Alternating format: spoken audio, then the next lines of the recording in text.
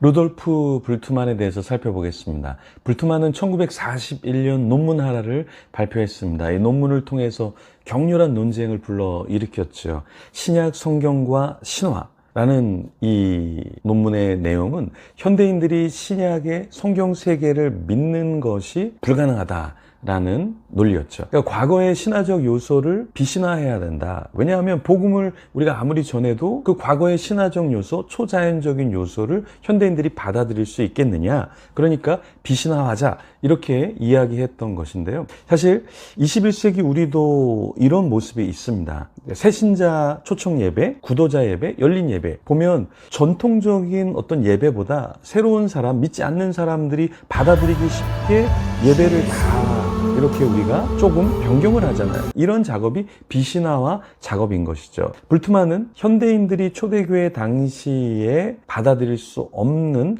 그런 내용들을 문자적으로 받아들이기 어려운 내용들을 수정 보완해야 된다. 이렇게 이야기했던 것이었죠. 불트만은 두 번째 실존 신학을 했던 사람인데요. 이 실존이라는 것이 무엇입니까? 역사적으로 있던 사실을 믿는 것이 아니라 지금 오늘 나 자신이 무엇을 느끼는가가 훨씬 더 중요한 거잖아요.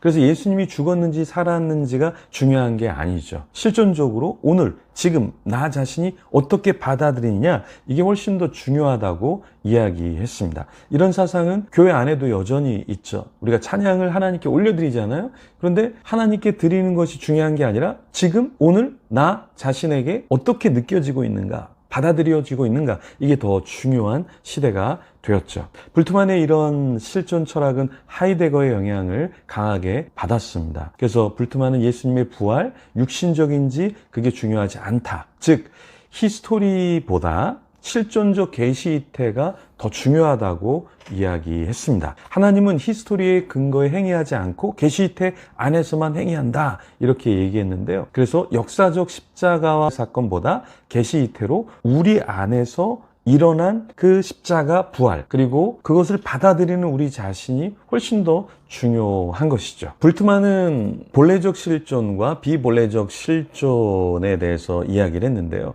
본래적 실존이라는 것은 자신이 세계 안에 던져진 존재를 말하고, 비본래적 실존은 자아와 세계 사이의 구별을 상실하는 상태를 말했는데요.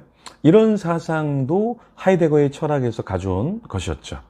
세 번째, 역사적 예수에 대해서 불트만은 이야기를 했는데요. 우리가 잘 아는 신학자, 의사였던 알베르트 슈바이처는 역사적 예수 탐구에 대해서 말했습니다. 역사적 예수 탐구라는 책을 발표하면서 실제 예수님에 관한 사실은 아무것도 없다, 이렇게 주장을 했죠.